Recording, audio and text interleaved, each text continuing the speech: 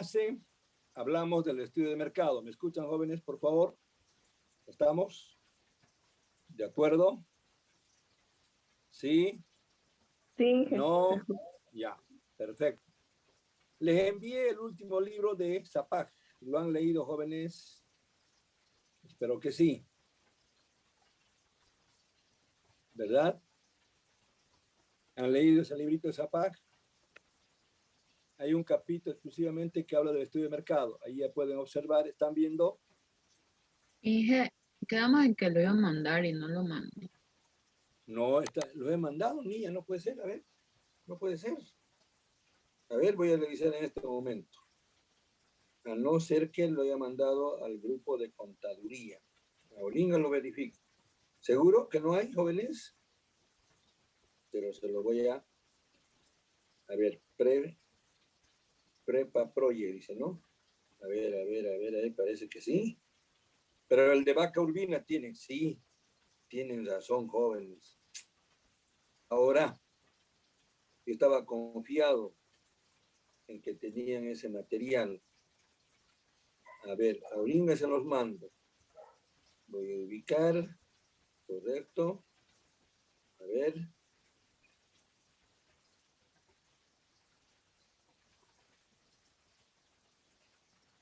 Dice, quiero una persona que me colabore, no hay, ya nadie se digna colaborar. Jóvenes, el estudio de mercado.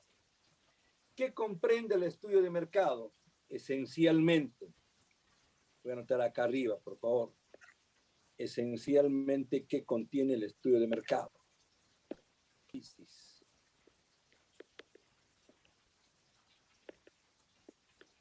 De la demanda y la oferta de un bien X. D es demanda, S es oferta. Análisis. Primer punto. Segundo, determinación del precio.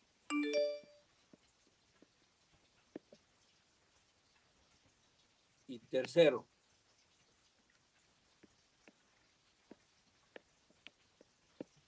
comercialización. Todos son análisis. Análisis para la determinación del precio. Análisis para la comercialización del producto. Muy bien, ¿anotaron? Tiene que estar en el transcurso, digo, en el curso de las siguientes páginas. Voy a borrar. Bien, jóvenes. Antes de ver específicamente el estudio de mercado, es importante saber qué es la economía. Bueno, la economía estudia el todo, la realidad económica de un determinado país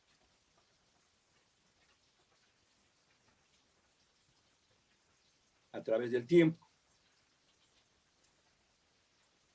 Y en todos los casos, jóvenes, la economía como una ciencia con un carácter metodológico de investigación científica, ojo, ya no es empírica, es una ciencia que ha evolucionado, se ocupa principalmente de asignar de forma eficiente los recursos limitados a la producción de bienes y servicios. De modo que estos bienes y servicios deban satisfacer las necesidades de las familias o de la sociedad en general. Repito, la economía, como cualquier otra ciencia, tiene determinados objetivos. La economía utiliza para su análisis metodologías de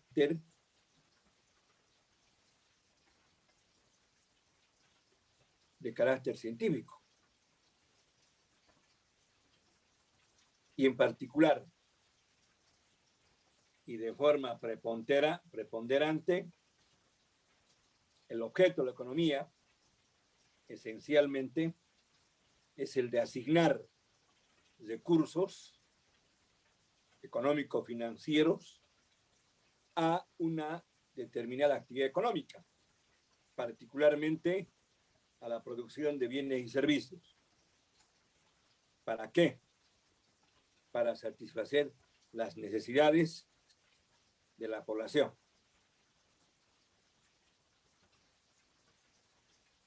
Consiguientemente, la mejor asignación de recursos implica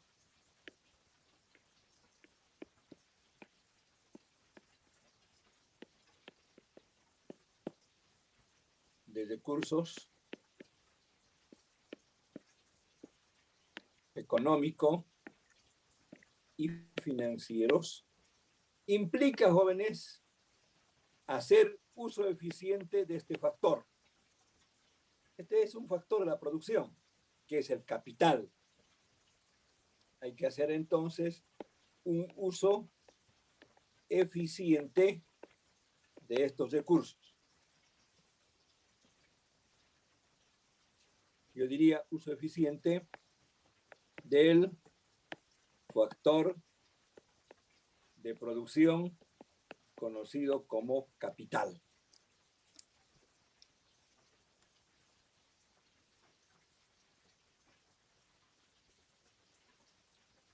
En la medida en que se tenga la capacidad de asignar recursos en forma eficiente a una determinada actividad económica, obviamente, ante una demanda, ante una necesidad insatisfecha, de hecho, es probable que este capital va a redituar determinados rendimientos.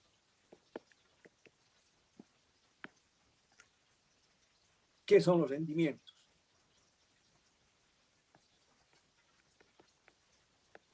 Ganancia,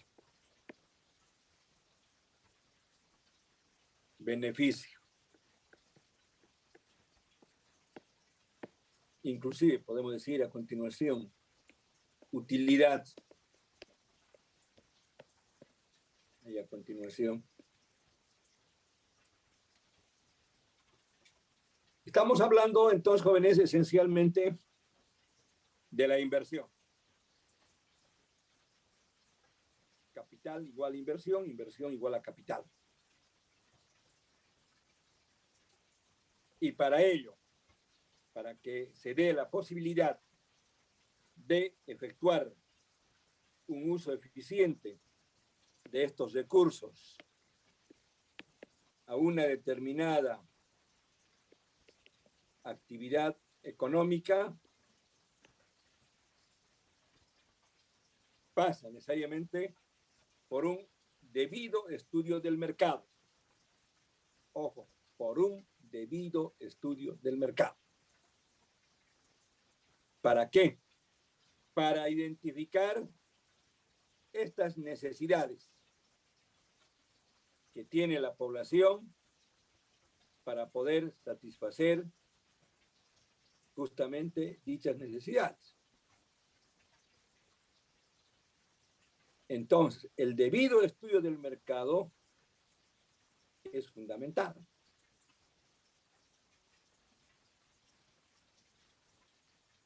Y obviamente es relativamente complicado, Jorge.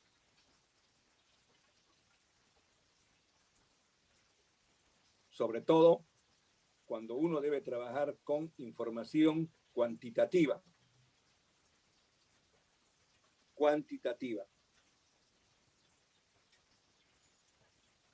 Datos numéricos.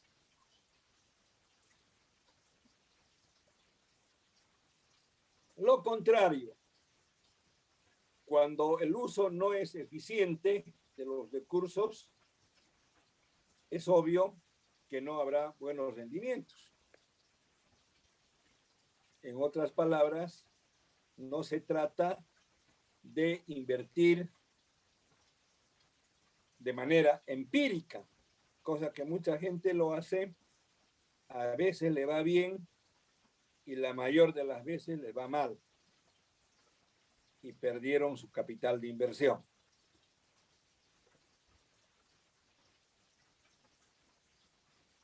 Y obviamente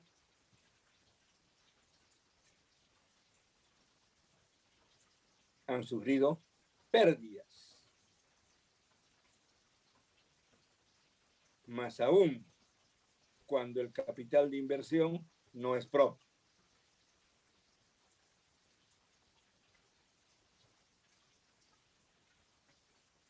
Si ha contraído algún crédito o financiamiento del sistema financiero con determinadas tasas de interés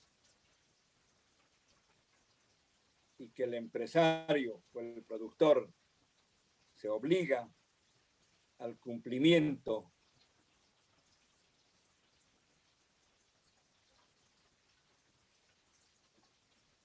de las amortizaciones del capital y no lo hace, tiene serios problemas. De manera tal,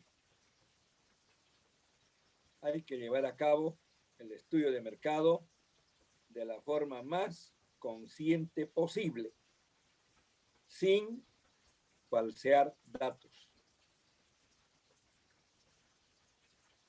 Yo siempre utilizo el siguiente ejemplo, jóvenes.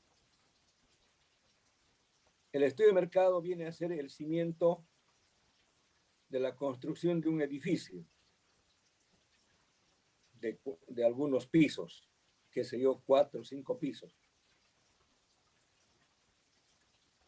Si los cimientos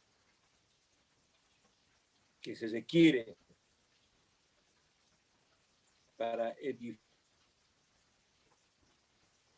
no son aquellos que se requiere, ese edificio, ¿qué pasa, jóvenes? Se cae. Ejemplo, algún tiempo atrás se cayó un edificio en nuestra ciudad, recordarán ustedes. Muy bien. Eso mismo que acabo de explicar, jóvenes, probablemente con otras palabras está en el texto. Pero lo que yo acabo de explicar debe estar debidamente anotado. Y si no lo tienen, ya es problema de ustedes, jóvenes. Deben tener sus propios apuntes de la materia, de la clase. ¿Está bien? ¿Me escucharon, por favor? Sí, ingeniero. Sí, ingeniero. Sí, Muy bien. Continuamos. Si no tienen preguntas, borro esta parte.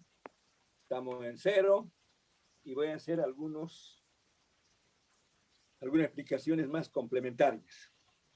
Inge, ¿Sí? ¿Ya? puede ser que al final de la clase podamos revisar esa rentabilidad de la anterior clase. Es que ahí en realidad quedamos en el ejemplo que nos iba a explicar acerca de la rentabilidad de ese ejemplo del anterior capítulo. ¿De rentabilidad de qué era, niña? No recuerdo bien. A ver, hágame, recuerdo, por favor.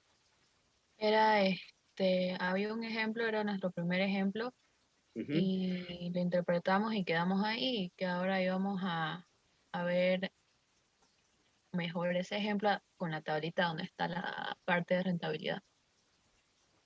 Allá. Ese cuadrito, si mal no recuerdo, está en el otro texto, ¿no? Vaca Urbina, ¿puede No, ser? no, ahí está más arriba, en el anterior capítulo. Pero en este material, no creo si acabo de darles así. A ver, es decir, más adelante. A ver, vamos a ver. Me parece bien lo que la compañera manifiesta. A ver. Inversión, riesgo, habíamos hablado, etapas de un proyecto. Esta es una parte introductoria. Estudios de viabilidad. A ver. Usted me dice, niña, esto Ya, sí lo ahí vimos ya ya. se pasó. Es del ejemplo 1,1. Después, Ya. Ya, perfecto. Les dije que ustedes analizaran este ejemplo, ¿verdad? sí, pero ¿O cuál también era íbamos la tarea? nos iba a explicar acerca de cómo es esto de la rentabilidad del 12 y el 28. Me iba a explicar con el cuadrito siguiente que está más abajo. A ver, vamos a ver, perfecto, vamos a ver. ¿Este? Ese. Ya. Es decir, fíjense, jóvenes, vamos a leer el tenor del ejercicio, ¿ya? Me parece bien. Hace rato terminé hablando de la rentabilidad y podemos acá establecer algún aspecto numérico, Un ¿ya? poquito más arriba, Inge. Ese es el segundo ejemplo. Ahora sí, el de ese primero. ¿Este? Ese es. Allá. En realidad, jóvenes, la rentabilidad del proyecto no se mide propiamente en el estudio de mercado.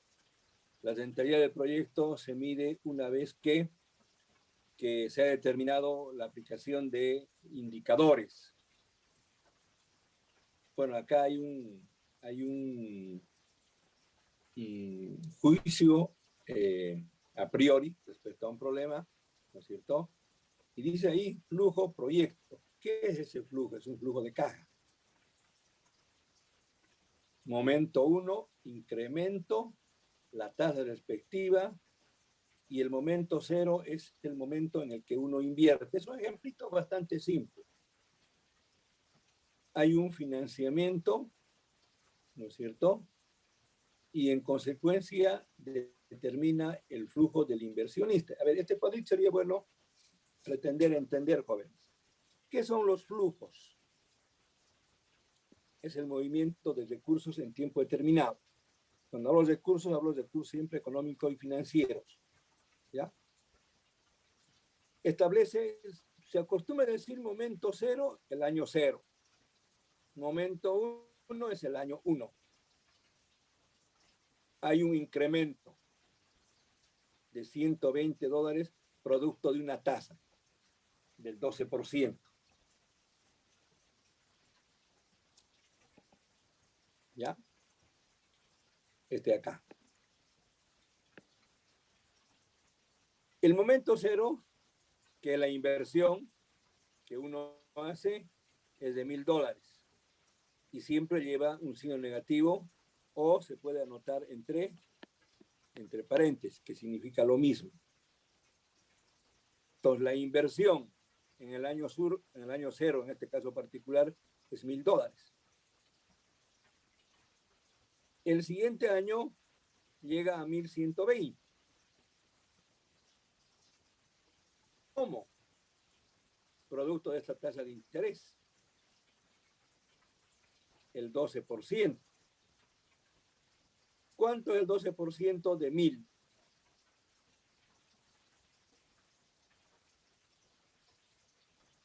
Es 120, ¿verdad?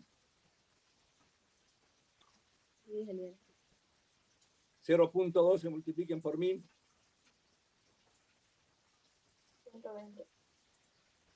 Este es el incremento, el aumento. Estos 120 se suma a estos 1,000 y se obtienen 1,120 en el año 1.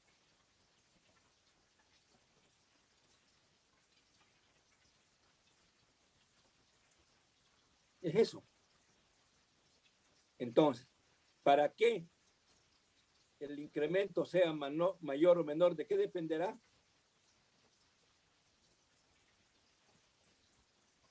De la tasa, De la tasa por una parte y otra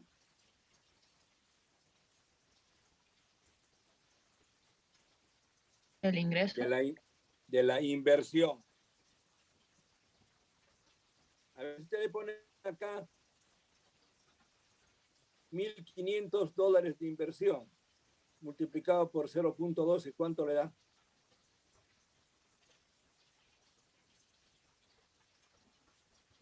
180. Ya no es igual a 120, ¿verdad? Sí. Entonces, 1,500 más 180, ¿a cuánto llega en el momento 1?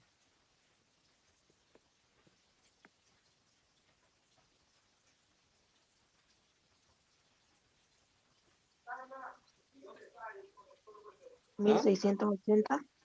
Sí, hemos mantenido constante la tasa de interés, solo hemos aumentado la inversión.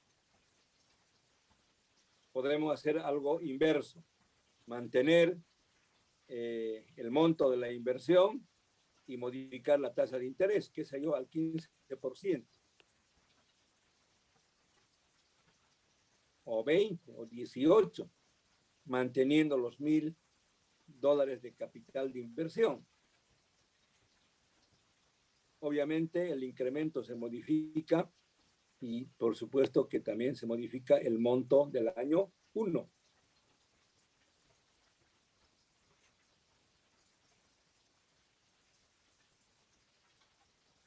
Ese es el flujo del proyecto.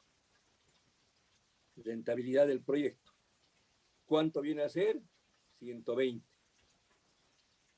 Producto de una tasa de interés, no de una actividad propiamente. Este es un ejemplito simple. Creo que se entendió. ¿Está bien, jóvenes? ¿O hay alguna duda, por favor?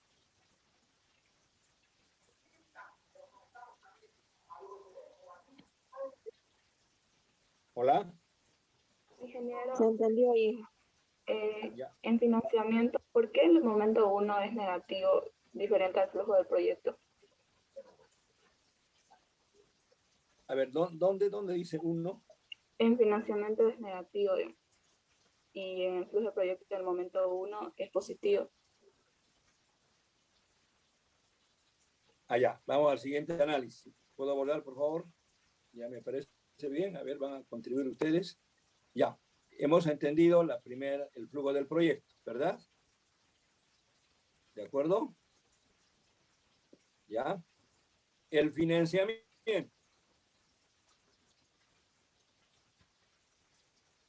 Se ha financiado $800.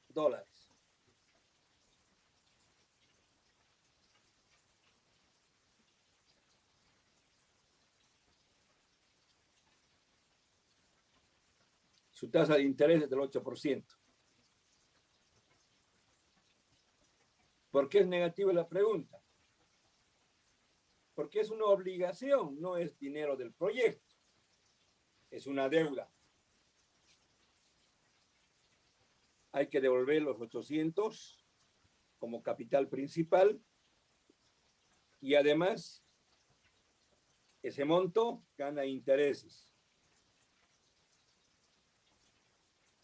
Y el 8% de 800, ¿cuánto es? 0.08 por 800.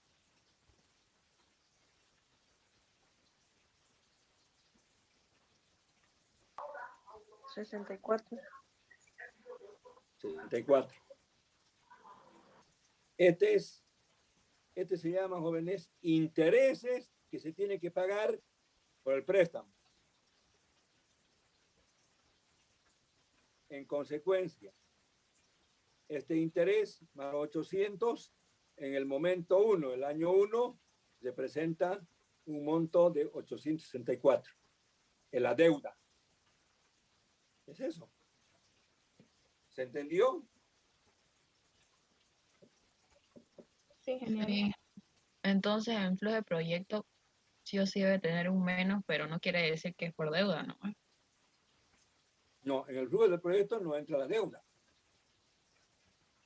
El menos 1,000, el año 0 siempre va a ir con negativo. El flujo del proyecto ahí aparece como aporte propio.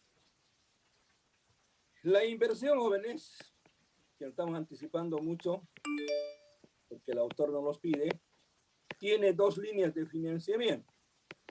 El aporte propio, que es el que representa los $1,000, y la otra línea es el financiamiento, o el llamado crédito, el préstamo. Lo que pasa es que aquí la tasa de interés representa la ganancia. Y aquí representa una obligación. impuesto por el prestamista.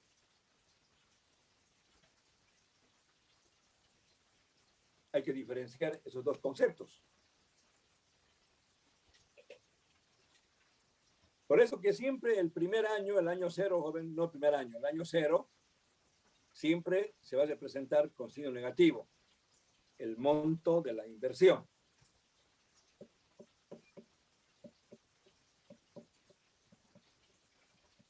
Ahora bien, analicemos el flujo del inversionista.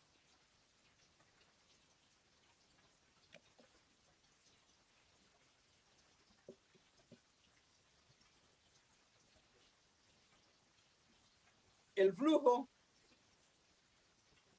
del proyecto, en este caso, es la suma del financiamiento más el flujo del inversionista.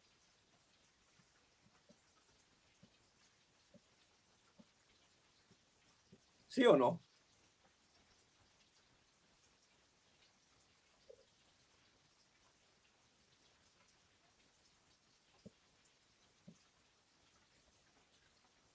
Pero resulta que el flujo del inversionista en el año cero es solo de 200, puesto que el financiamiento alcanzó a 800.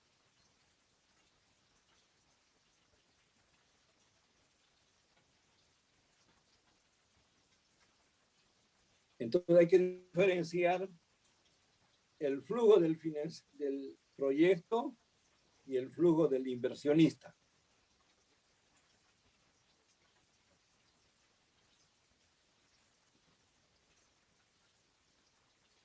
Ahora, ¿qué acontece en el momento 1?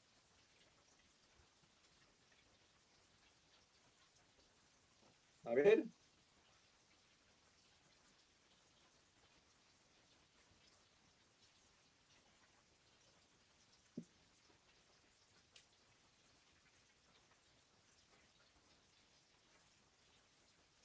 Ya lleva signo positivo, porque obviamente el momento 1 es 1120, menos 864, seguramente sí, es 256.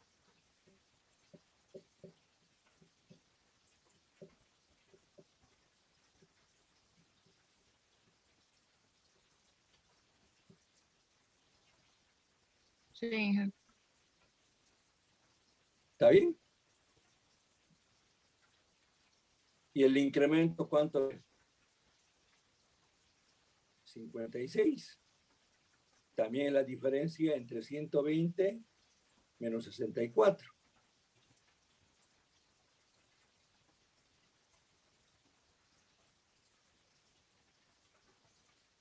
Ahora pregunto, y esto se lo digo a ustedes. ¿Usted presenta este 28%?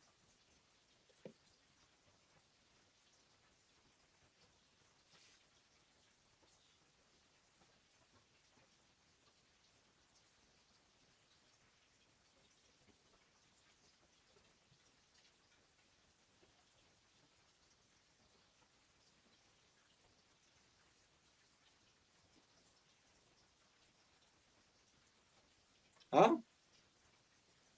A ver.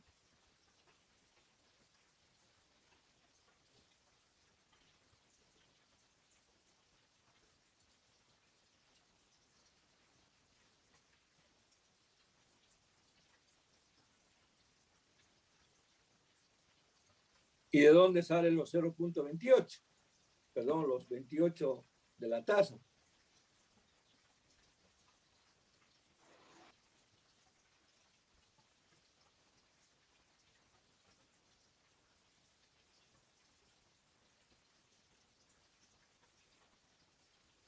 Fíjense que el flujo del inversionista representa una tasa más elevada que las anteriores.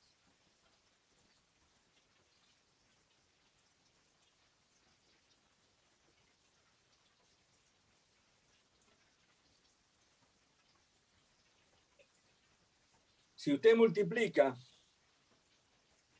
0.28, que no conocemos, pero dado esta situación, por 200, seguramente le va a dar 56, que sería la ganancia.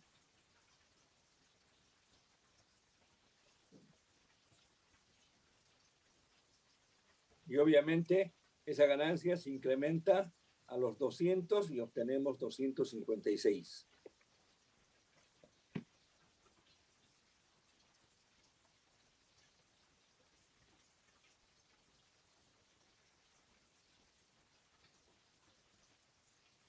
Entonces acá, en el caso de la tasa de interés, no se suma ni se resta, como en los casos anteriores.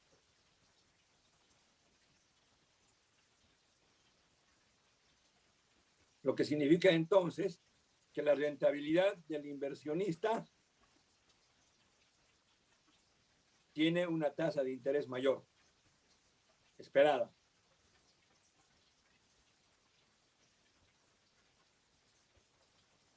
Me parece bien. ¿Me entendieron, jóvenes? Es como decir su ganancia es esperada. Claro, es la ganancia esperada. ¿Qué viene a hacer este incremento, jóvenes? Es producto de la tasa de interés sobre determinado capital. Ese incremento es la ganancia, es la diferencia. Son los intereses que se obtienen.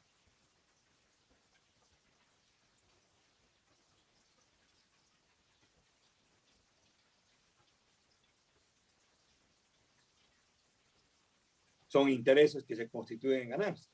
Ojo, es un interés, no es una tasa de interés. El interés, jóvenes, simple es igual al capital multiplicado por la tasa de interés por el plazo. Esta es una fórmula. Y hay que diferenciar el interés de la tasa de interés.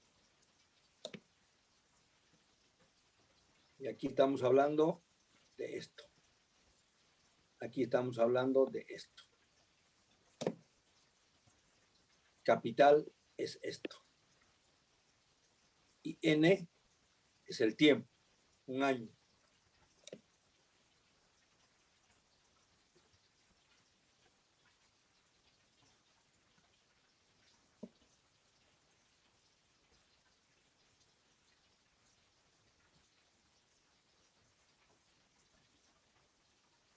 ¿Está bien?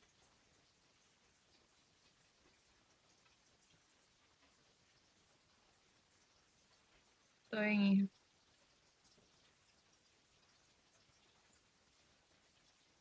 ¿Cómo determino ese 28% la tasa?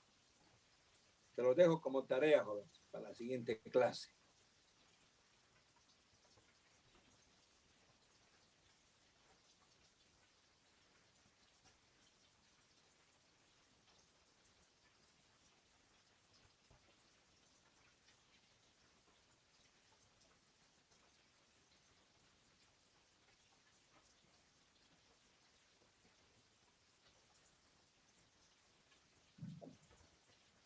Ustedes me dirán, está a la vista la respuesta. Muy bien, voy a dejar de compartir. Tengo 15 minutos, por favor. A ver, bueno, eso lo van a leer bien el problemita. Voy a anotarme acá para que ustedes me hagan una explicación de este planteamiento. Muy bien. Yo quiero ir esencialmente, jóvenes, al estudio de mercado.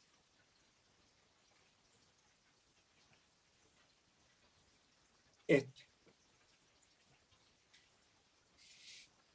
el estudio de mercado vamos a ver, jóvenes, un conjunto de relaciones económicas, históricas, actuales, y hay que buscar las tendencias o establecer predicciones, proyectar el comportamiento futuro. Entonces, ¿qué nos interesa en este capítulo? estudiar las relaciones entre los agentes económicos. ¿Quiénes son? Las familias, las empresas, el Estado o el gobierno y el sector externo. Esos son los agentes económicos.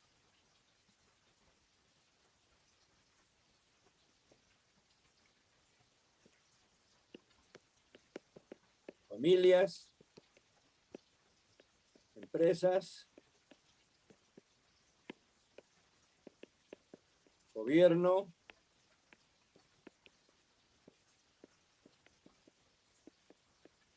y el sector externo. Entonces, ¿qué hay que hacer, jóvenes? Si se va a predecir, luego hay que interpretar.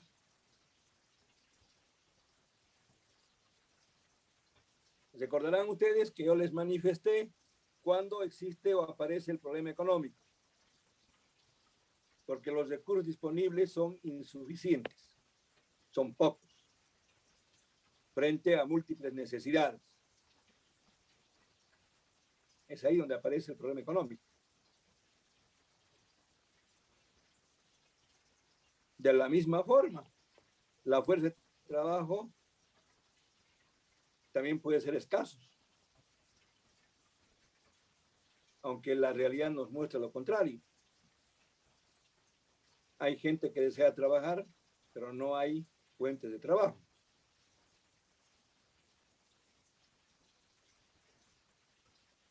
Entonces, el problema del mercado radica en tomar permanentemente decisiones. Tanto las familias, las empresas, el gobierno y el sector externo. Y esas decisiones son absolutamente cambiantes en el tiempo. Muy bien. Entonces, jóvenes, ustedes se van a dar la tarea de estudiar para el día viernes el comportamiento de la demanda. Van a leer. Espero que entiendan. Aquí hay una representación gráfica. Esta línea celeste que ven es la demanda. Demanda de un bien X. Tiene pendiente negativa por su inclinación. Y es aquí donde se puede establecer que esta demanda tiene un principio económico que se llama ley de la demanda.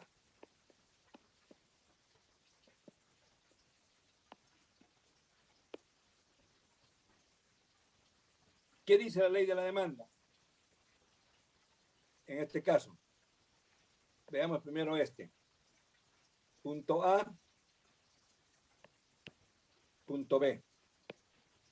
El precio aumenta de P0 a P2. No importa el subíndice. Cuando el precio aumenta, la cantidad demandada, ¿qué pasa?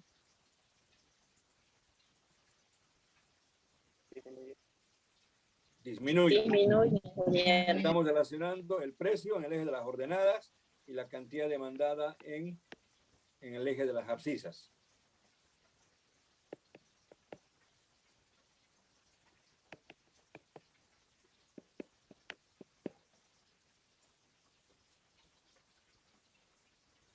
Esa es parte de la ley de la demanda. Cuando sube el precio, disminuye la cantidad demandada. ¿Alguna pregunta?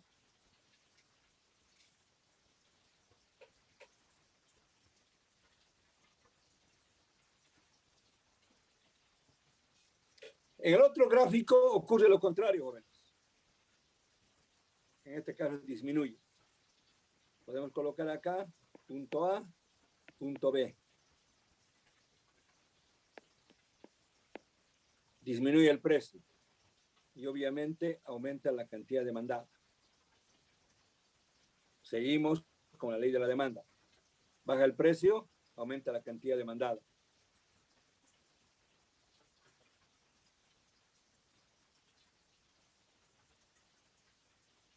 Eso representa las gráficas. A eso conocemos como el comportamiento de la cantidad demandada frente a los cambios en los precios. Es decir, estamos diciendo cantidad demandada está en función del precio. Es eso.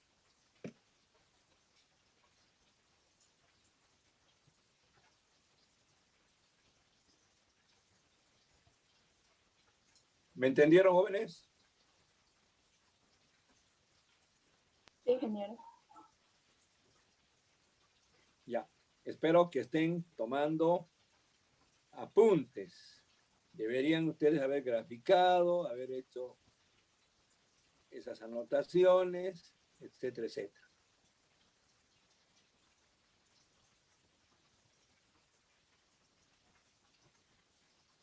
Y ustedes tienen una amplia explicación ahí. Muy bien, continúo rápidamente. Entonces, jóvenes, ustedes van a estudiar, no sé si aquí está la función de la demanda, al parecer no está. No está. A ver. Yo les indiqué en la clase anterior.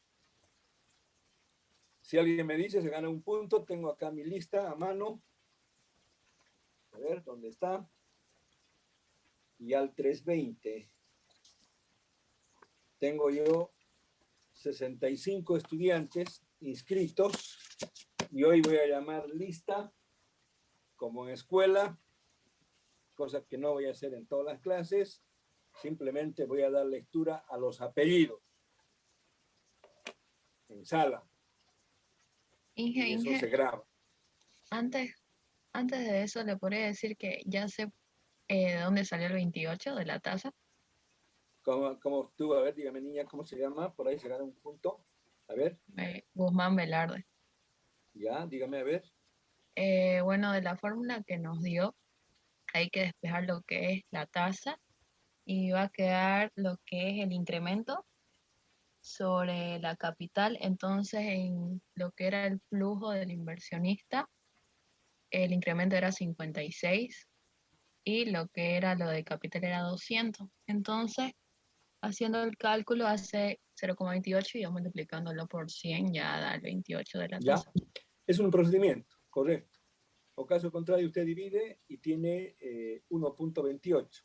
Le resta menos 1 y queda en 0.28. Lo mismo, está bien. Usted apellida Guzmán Velarde Mayoli, dice. ¿Ah? Ella misma. Ya, tengo anotado acá un punto. Este punto usted va a incrementar a su nota final. Incrementar a su nota final. Muy bien. Gracias. A ver, ¿quién me dice a qué es igual la cantidad demandada? Ya tenemos pocos minutos. ¿No? Cantidad demandada de un bien X está en función de ¿qué?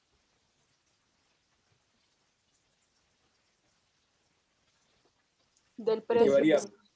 Del precio. Y ya una sola persona, si me dice todo, ¿quién es?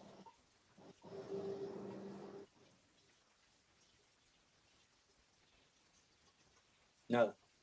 Del precio, los ingresos, precios sustitutos, precios complementarios, los gustos o las preferencias de los consumidores. Todo esto por criterio técnico se considera como ceteris paribus. Son variables que se mantienen constantes. Y solo en razón de este criterio, la cantidad demandada está solo en función del precio. Es así como haremos nuestro análisis. Repito, está en función del precio, los ingresos que tiene el consumidor, los precios sustitutos, precios complementarios y las ganancias o preferencias. Justamente, jóvenes, a eso hace referencia esto que vemos aquí. Cantidad de consumidores está en función de los precios de los bienes, precio de los bienes sustitutos. Bueno, ahí no hay precios complementarios, están los gustos o las preferencias, las expectativas, lo mismo. Y vamos a quedar en desplazamientos. Ya la demanda, que lo van a leer. ¿Por qué la curva se desplaza a la derecha o a la izquierda? Aquí tenemos una restricción presupuestaria.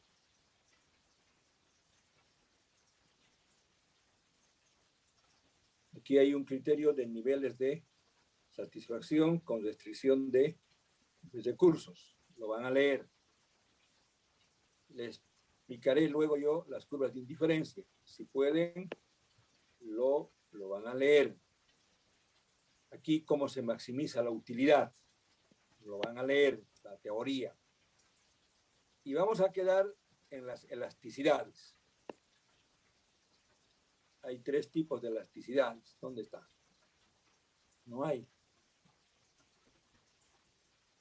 Vaya. ¿Dónde está?